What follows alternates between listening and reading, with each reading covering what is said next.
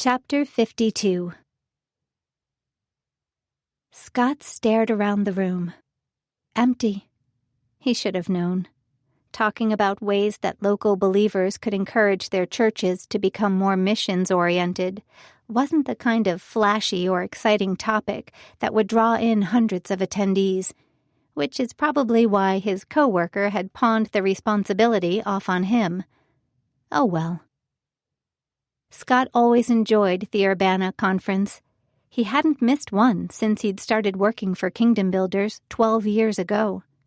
There was something so invigorating about surrounding himself with young people who loved the Lord and wanted to serve him overseas.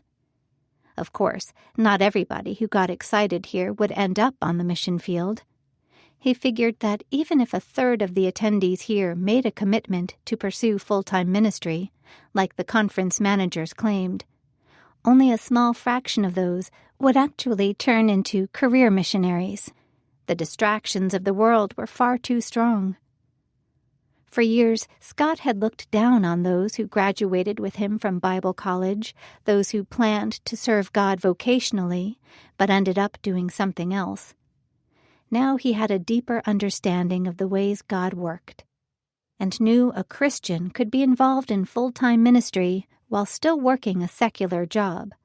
The fact that the world needed Christian missionaries didn't negate the fact that it also needed Christian doctors and teachers and journalists and janitors and taxi cab drivers.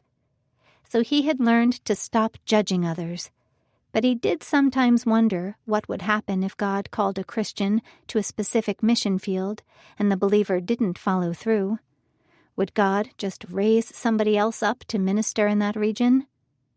If God was going to save everyone that he wanted to save, as some Christians believed, if a Christian could ignore God's call to the mission field and rest assured that the Lord would just invite somebody more willing, where was the sense of urgency? Why would he ask young people to sacrifice their futures, their comforts, their worldly dreams, if eternal souls weren't at risk of perishing without hearing the gospel message? These were questions better fit for the four corners of his alma mater, but he still confronted them on occasion. Once, when he was speaking at a church just outside of Philadelphia to raise support for Kingdom Builders, an old man had asked him why he bothered traveling across the world with the gospel when there were so many hurting and needy people right here in his own backyard. Those kinds of confrontations always bothered him, reminding him of the way Hudson Taylor was discouraged from preaching the gospel in China because, when God pleases to convert the heathen, he'll do it without the help of people like you and me. Scott was in full support of local missions, but how could that be an excuse to ignore those in other parts of the world who had never even had the chance to hear the gospel of Jesus Christ? He glanced again at the time. If nobody showed up in the next few minutes, he would probably call the session off. A timid knock sounded on the door, and he hoped that whoever came to hear what he had to say brought a few friends along. There was nothing more awkward than standing in front of the room, giving a speech meant for 20 or 30 people to an audience of one. "Come in," he called out without raising his eyes. The little startled sound that followed made him look up. "Am I in the right place?" He would recognize that sound anywhere.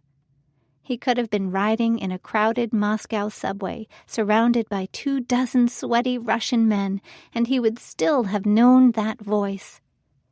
He licked his lips, suddenly aware that he was dizzy. Did she recognize him, too?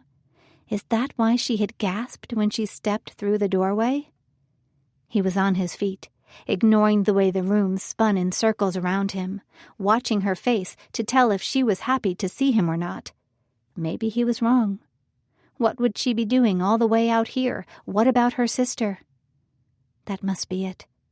After he'd tried so hard to get her out of his head, after he'd prayed so fervently for God to help him get over the pain of losing her, his mind was playing tricks. There were 20,000 people at this conference. How many of them would be young women with golden flowing hair and large trusting eyes? Eyes that probed into his very soul. He cleared his throat, reminding himself that he had a presentation to deliver.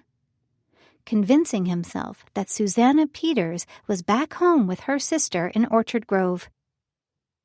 "Are you here for the talk on starting a missions movement in your local church?" he asked. Why was she staring at him like that? Why wouldn't she sit down? "Make yourself comfortable." He pointed to one of the desks, but she didn't move. She looked just like he imagined her all these months. The resemblance was uncanny. "What's your name? Where are you from?" She blinked up at him. Those large, trusting eyes. "I'm Susanna. Have we met before?"